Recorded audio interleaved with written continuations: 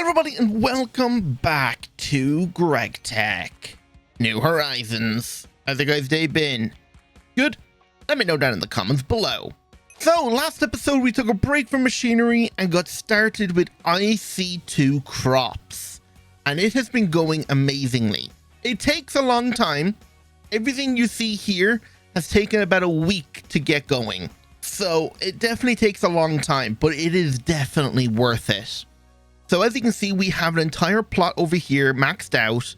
All of the fields over here are maxed out with seeds, and it has been going amazingly. These guys grow so fast. Like if you look at it, you can just see them popping up all over the place. So we got ourselves here yellow stone lily, which is our end stone. We have gray stone lily, which is just regular cobblestone or stone. We got netherrack, we got red granite, we got ourselves white stone lily and black stone lily. And we need to start processing up all these today. Over here, we started with stickweed. Now we've got sugar beets, glow flowers, blaze reed. We got plumbia, which is lead. We have god of thunder, which is thorium, platinum, mica. We have glowing earth coral, which we can use with UU matter to make samarium, which is a material we're going to need now soon. Tear stalks, which is gas tears. Silver, aluminium, tin, nickel, iron, and copper. It is so good. Over here we have our salt root, which we're going to be using for making chlorine and all of our different salt products. And these are the new ones I just got going. Right now we have galvanite, which is zinc. And then right here is a kind of a weird one. This is called a troll plant. Currently what I'm growing over there, and it's just a troll face. Like seriously? Why? It's weird, but we actually get a bunch of nice things from this. As you can see, we get spinel, we got plutonium 241, and scrap. And looks like we also get some plant balls. So these 4 drops come from these plants here. And it looks like it's starting to finally spread it over, which is nice.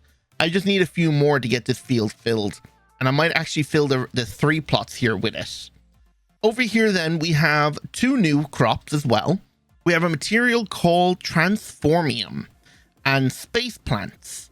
Essentially, these both do the same thing, but one grows faster than the other. This space plant takes forever to grow. Like, it is so slow. And to make it grow, it needs some sort of block from the moon. So I got moon turf here. And to grow all the other ores, of course, I did have to add blocks of each material. So like, I got mica ore because there's no mica dust block. We have platinum, or thorium, lead, and so on. Next crop I want to do is uranium. So that's why uranium is sitting there. But yeah, so what do these guys do? If we have a look here at the actual like drop from the thing, space plants, we have 4,000 of it already, or the space flower. If we use that in an extractor, we get UU matter. Now it's only 2 liters at a time, so we're going to need like 500 of this just to make 1 bucket. So it's not a lot, but UU matter doesn't need a lot to actually be used. So a lot of the things like over here, for example, I think the plumbia one, if we have a look in here at the actual thing, plumbia leaf, the only, oh, wait, no, that one can be extracted. Nickel, can that be extracted? No. So nickel leaf is just essentially like a way of processing more from less. So in a chemical reactor, with 1 crushed nickel ore and 9 nickelback leaf with water, you get 4 purified nickel. So you're basically 4 times in your raw ore with the leaf. And it also gives you an extra byproduct of like a fluid. So it depends on what type of crushed ore you're using. Like this one here, pentonite, will give you iron. This one here will give us nickel, and so on. So the way I'm going to be doing it is using UU matter. 16 of it at a time with only 6 liters of UU matter, which is only 3 space flowers, will give us 1 purified nickel. And so forth for like nickel back leaves, for tin, I think can be extracted. Yeah, there's loads of other ones in here, like this one here, that can be silver. There's a few others, but you get the idea. So we want to be using a lot of UU matter to turn all these plants here into actual usable resources. So that's why I have those over there. And if we have a look at the actual like transformium plant, which is actually like UU berries, we have 3,500 of these. So there's 2 different berries that come from that crop. We got one which is the UU amplifier, UUA, And then we actually have the UU matter, UUM.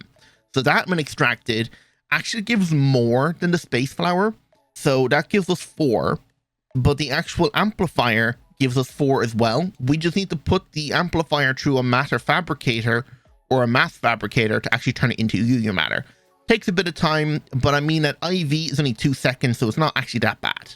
So the more UU matter we can produce, the better. And there's other ways of being able to choose it as well. With the control plants, we also get scrap, which we can use to turn into UU matter.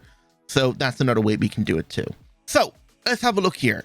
And just to have an example of like a week's worth of growth here, nearly 10 million marble. I actually had to make so many drawers to actually like store all of it. And I eventually just had to stick a void upgrade on it. It was just too much. So like if we come back over here, we have a few of the dusts up here. And then all the dust right here. And eventually I just had to stick a void upgrade on these guys. There were just so much dust coming through. It was unreal. So to process all this now, there is 6 different dusts, but only 5 of them can be run through a centrifuge. The only one that doesn't need a centrifuge is red granite. This one needs an electrolyzer. So we're going to have to electrolyze that one separately. But the rest of them, like netherrack, this can all be centrifuged for a percentage of different items. And actually one item I really want to get going right now is actually sulfur. Yeah, we were completely out of sulfur. I'm currently electrolyzing all this sodium sulfate. I don't see a use for it. I think it's just a byproduct from something. But yeah, so it's a byproduct from making the formic acid. That's where it's coming from. So yeah, I'm just currently electrolyzing that to get back some of the sulfur. But essentially up here is where we're going to be doing all of our crop processing. So I have power cable run up to here. We just need to connect it. We have our ME system connection right here. So let's go down below and create a P2P tunnel for it. This one's not doing anything, so we'll just name this one here crops processing. All right, and then we can come up here and grab this chest. I've most of the materials I want to use in here. There's going to be a few other ones I'll have to grab, but this should be good to get started. So we need 5 centrifuges to begin. So let's set up the 5 of them here. We're going to need energy hatches. So we're going to have 1, 2, 3, 4, 5. Each one of these guys are being running at IV tier power. We're going to need some transformers. So this is ZPM to LUV and then LUV to IV. And then we have some superconductor IV cable. Make sure each one of these guys are pointing down. And then in the wall right here, this is where our cable's coming up. I did move it over a bit to hide it better. And then we're filling in this entire wall here with the laboratory blocks. And so this one is the ZPM one. So you connect here. So ZPM power in 1 amp, outputting 4 amps of LUV.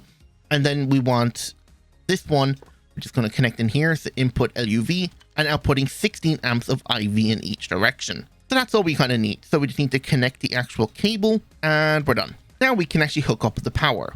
So centrifuge casing, and we're going to be building, we're going to be wall sharing all these guys. So we're just going to be saving on some materials, but you don't have to wall share if you don't want, but we are.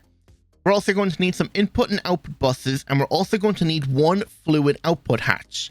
Out of all of the 6 dusts, the only one that produces a fluid is the endstone dust, which is helium. So we're going to actually have to add a fluid output as well. So in the bottom middle and in the front middle bottom is where the input and outputs are going to go. So outputs are going to go here, and fluid output for this one go here, and then the input bus. All right, and now we just build up the rest of the thing. As well as the controller is also going to need a muffling hatch and a maintenance hatch. And the maintenance hatch is going to go on top of the controller. Then muffler hatch, top middle. All right, there we go. There is our 5 centrifuges. All right, so let's connect up our P2P tunnel. So this one is going to be connected to crops processing. And then we just run this cable the whole length. All right, and then for the input and outputs, we're going to be using interfaces. So this one, the input is going to require a conveyor belt. Make sure we set it to import. Okay, and then the interfaces. All right, and then inside the interface, we just want to tell it what dust to use. So this one here is the fluid output one. So that's going to have endstone. Let's give it 4 just in case. This one can be whatever. So 4 stone. This one here, 4 basalt, marble, and netherrack. All right, and then we just stick an interface on the output for it to go back into the system. This one, though, is going to have a fluid P2P, but let's connect everything up now.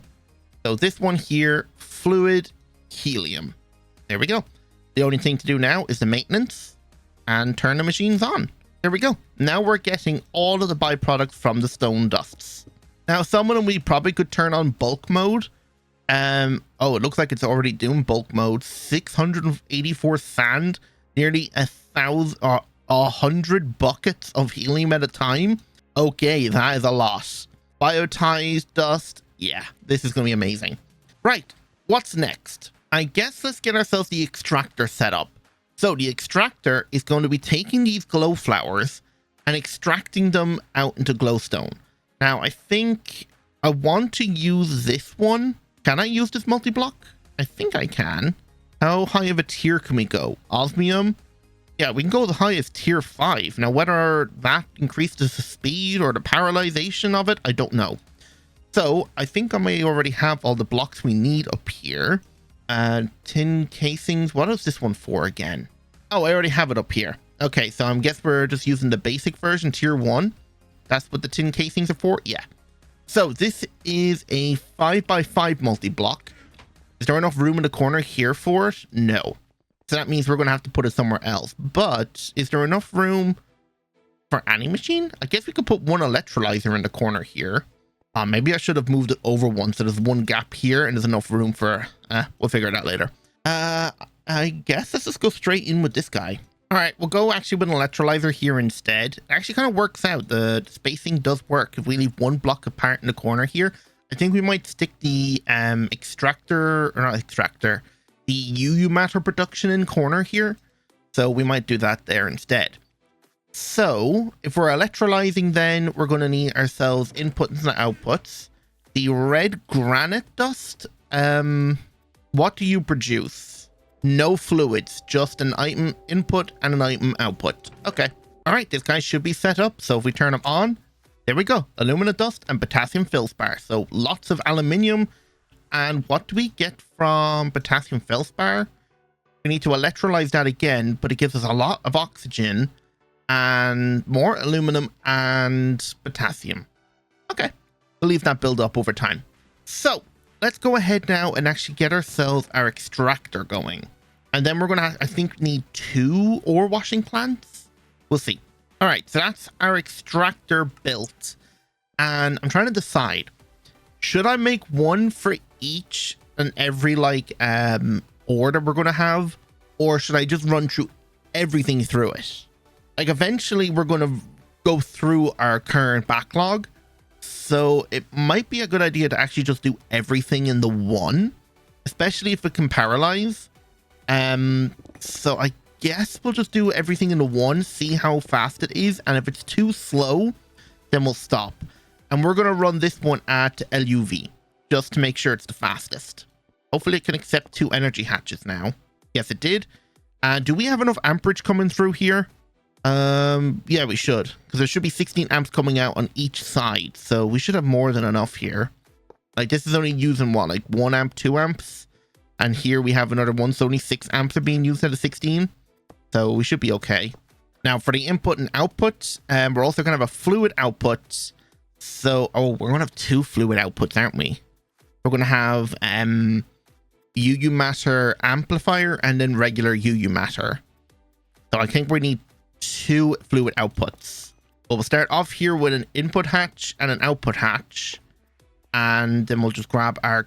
are we out of conveyor belts? No, we have a few left. Import, interface, and we'll start with the glow flower. All right, wait for the network to boot and we'll see if it works. There we go. Glow flower. Does this need a circuit number or anything? Nope. Let's turn them on. And there we go. Glowstone. Whoa, 348 at a time? That's a lot. All right, cool. Now he's only using 2 amps of IV power. So he's not even using the other energy hatch. Max parallel 8. If we increase the tier of the casing here, will it go faster? All right, I've upgraded a platinum tier 4. Max parallel 32. So now it does 500. So I'm guessing the input and output hatches are just not big enough. Okay, that's fine. As long as it's going through like the entire hatch at a time, that's perfect. All right. So if that's the case, then we're going to need ourselves 2 more fluid storage containers. This one here is going to be UUA for UU amplifier. And then this one here is going to be UUM for UU matter. Okay, point these guys down. I did change it to a fluid. I did. Lock everything and we're good. Okay, I didn't realize this one is only for items. For fluid extraction, I'm going to need the large fluid extractor. Can I make this? It's another 5x5 machine. I'm going to need IV tier glass, which I think is tungsten steel glass. And what's this? MV solenoid superconductor. Can I make this? Ooh, that is kind of expensive / complicated. Black steel frame, robust tungsten steel. Okay, it's possible, but it's going to take me a minute to make everything for it. All right, I guess I'll see you back when I have all the materials for this thing. Okay, I'm still in the process of gathering everything we need to make ourselves the large fluid extractor. I'm going for the tier 5 or tier 4 one. Which one am I going for? Tier 4. But that requires the IV solenoid superconductor. This requires a 540k SP coolant cell. But unfortunately, to make this, we're going to need supercoolant. So the only way I can see that we can make supercoolant, because the rest of them require hot supercoolant, so that makes no sense, is we're going to have to make it. Now, it says the way to make it is we're going to need Callisto ice and lead ox. And these are materials that can only be found on tier 3 planets, which is the next area we need to go to. So Callisto and Ceres. But looking at the recipe, it turns out we can actually make these guys thanks to our space plant. So we just need a little bit of UU matter, and we have plenty of UU matter berries. So if we come over here to the fluid extractor and extract all this, that should be enough to get us started. I built another chemical reactor up here because it has to be done in an LCR. So if we put inside the input bus here, I think it said lead, right? This one's crushed ice, this one's lead. So lead and space flour doesn't need a circuit with UU matter. Turn it on. There we go. Leadox or leadox, whatever you want to call it. Leadox. I'm going to say leadox because it's made with lead. And there we go. We have our first leadox dust. So that then needs to go in a mixer with IC2 coolant and the Callisto ice. Get back some crushed ice, but we also get our 2 buckets of super coolant. And each one of these guys here require 3 buckets, and we need 7 of them because this guy here requires 7 solenoids. All right, now we have our Callisto ice and leadox. Put that in here with our super coolant. Does this require a circuit number? Nope. And there we go, super coolant. What else can we use super coolant for in the future? Stabilizing aquata water plant casing. Oh, this thing's, yeah, water purification is something we're going to have to do in the near future. But damn, this thing is going to be insane. All right, and there we go. We have our 7 coolant cells. All right, back to finishing everything we need for the fluid extractor. All right, there we go. We have ourselves our fluid extractor. So on the input here, conveyor belt. Make sure it's set to import. We're going to have our ME interface. And then we're going to have 2 P2Ps. And these ones are going to be connecting to the fluid tanks we set up earlier for our UU matter. So one of these guys, if we have a look in here, is going to be UUA, which is UU amplifier. And this one here is going to be UUM for regular UU matter. All right. And then on the input on the interface, we're going to have our UUM berries and then our UUA berries. And that's it then. So turn this guy on. And there we go, UU amplifier. Can we accelerate this? Oh yeah, 2 buckets at a time. That's going to go through this very fast, but it's infinite technically. All right, there we go. So that is, I think, about half the stuff we wanted processed, set up. So now it's essentially just setting up, I think, just autoclaves to start using that UU matter and turning all the extra leaves, like the bauxite leaves, these ones here, into actual ore. All right, so I've gone ahead and set up the autoclaves and got the P2P's tunnels sending out the UU matter. Now, the thing is, this is all the UU matter we have. We don't have a lot. Even though we're getting the berries for free, it's still not fast enough. So we set over in the corner here where we're going to set up the actual like UU matter production. So that's what we're going to do here. Now, I'm trying to find an item that we can throw into the obliterator to make scrap. Because I don't know what's the best item. I was going to try and use water. There's a way you can actually turn water droplets or like actual fluid into droplets in your ME system for fluid crafting. And that requires this guy here, a fluid discretizer.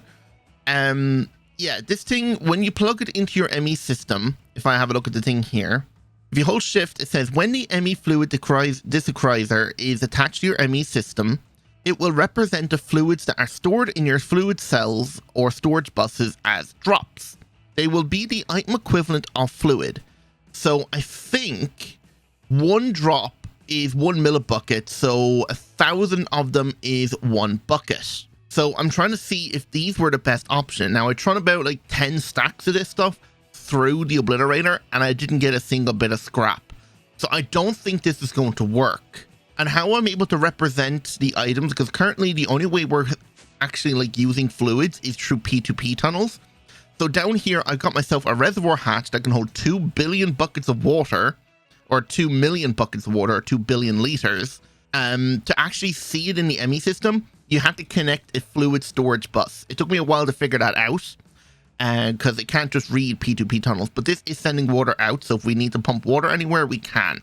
So yeah, if you want to see your fluids in the system, you need to connect your hatches or quantum tanks with a fluid storage bus.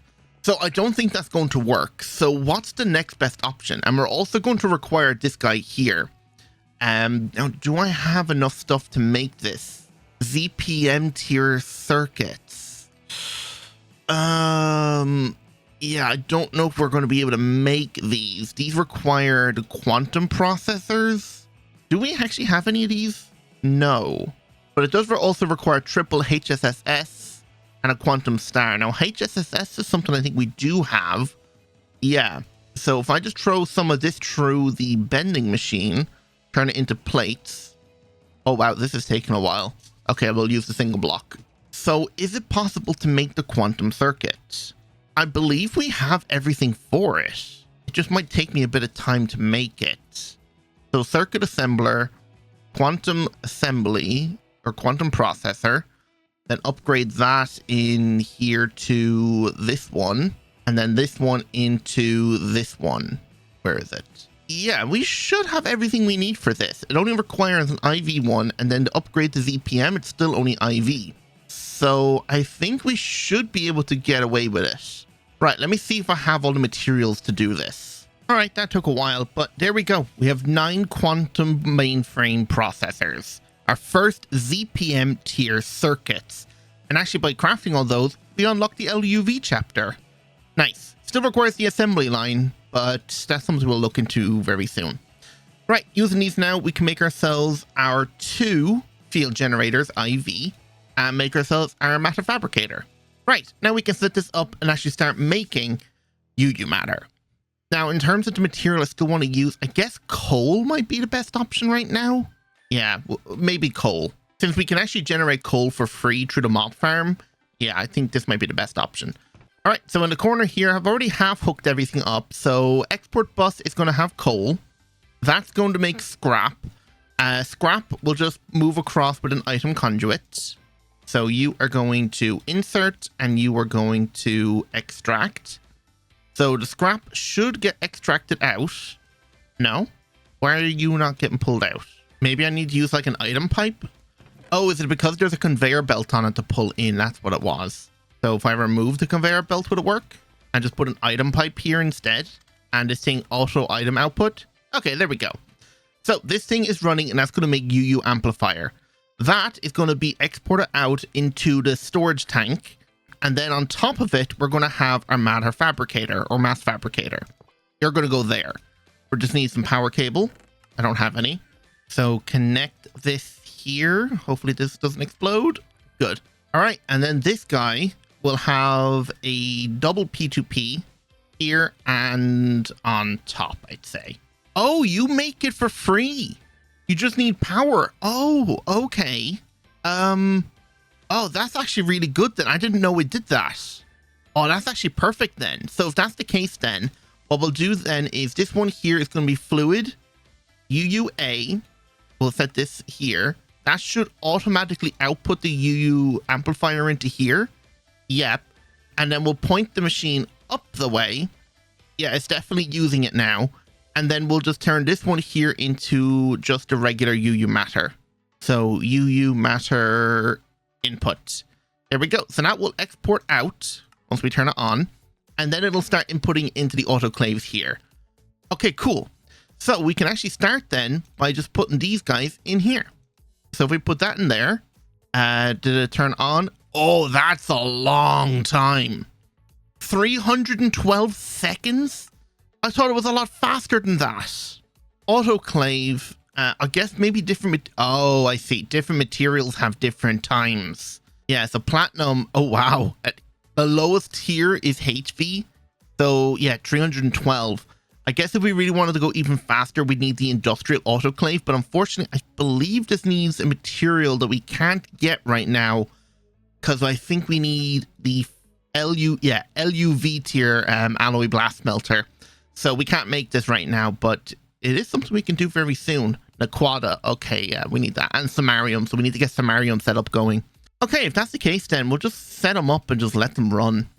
And just to speed it up, it doesn't need acceleration cards, but we'll give them some anyway. Is this working now? Yes, it is. And then all of it should auto item output into this pipe and then up into this ME interface, which will then send it back into the system. Okay, so we're almost there now. Just 2 or 3 more items I want to get processed. Next one is over here. Made myself a new chemical bath, and this one is going to be for salt root. So in you go. Turn the machine on, and there we go. Oh, you're allowed. Give you a muffle upgrade. And that should generate us up our salt, rock salt, and saltpeter. And then we can use those in the mixer later on to make salt water, but it's not needed right now since we're pumping salt water from Mars. So the next one then is in these electrolyzers. We need to start electrolyzing some of the products that we're getting from the machines over there, the centrifuges. One of the main things is going to be calcite. Because calcite is something we're producing a lot of right now, and we don't have the storage for it. By electrolyzing that, we get calcium and carbon and a lot of oxygen. So calcium or calcite. Grab ourselves a interface, conveyor belts, P2P tunnels, and some cable. So we have a fluid output. This one's going to be locked to oxygen. Input bus, import. And then we're going to share the output bus on the other one here. Just grab a cable anchor to stop these guys connecting here. There we go. And then this guy should fill up once we add the calcite in. Yep. And if we turn it on, there we go. 30 buckets of oxygen every 0.85 seconds. And every second we're getting ourselves... Okay, that's a lot of oxygen. Just need to link up the P2P to oxygen. Oh, I used an interface there by accident. All right, there we go. Same thing on this one here. Conveyor belt in anchor. And this one here is going to be processing potassium feldspar. So in you go. And you're inserting. Turn you on. And there we go. Even more oxygen. And we're getting more aluminium from this. Oh, wow. All right. And then the last two is going to be for alumina and sugar. So sugar comes from all of our sugar beets. So we'll just put that in here to start extracting. The sugar beets then will produce sugar. Oh, I don't have any input buses on these guys. All right, these two are ready now. So this one set to import. You are going to be alumina. And then this one, import sugar. Okay, turn them on. Not enough fluid output space. Why? Wait, how much does this make? Oh, it also makes water. Okay, that's fine to fix. We can just void the water, and to do that, we can just do it back here. So this hatch will go here. Set this one to water. And then we can just hide it and then stick an overflow valve on it and say void overflow when it reaches, 4 buckets. All right. And that will void any excess water. Under here, we just want to make sure we lock the oxygen. Same goes for this one, even though it has oxygen. And then connect up the P2Ps. All right, now we can turn the machine on. There we go. Carbon, water, and oxygen. 100 buckets of oxygen at a time. Oh, wow. All right, I think that's more or less everything we have in terms of plants. There's probably a few that I'll have to add as we get them. Like, I think a new one we just got going was Reactoria, which is uranium. But yeah, I don't really have the space to do that right now. Well, I mean, we do, but yeah, this is more than enough for today. So next episode, I'm thinking we might get started with fixing our applied energistic storage system. Maybe start storing everything in cells and quantum chests instead of drawers, because these drawers are just filling up way too fast. And I think it's about time we get auto crafting started. So getting ourselves all our code processing units and molecular assemblers. Yeah, getting auto crafting set up will definitely help when we start LUV. So yeah, I'm going to call it there. So I hope you all enjoyed. And if you did, don't forget to hit the like button, subscribe if you're new, and hit the notification bell when you're at it then as well. So without any further ado, goodbye.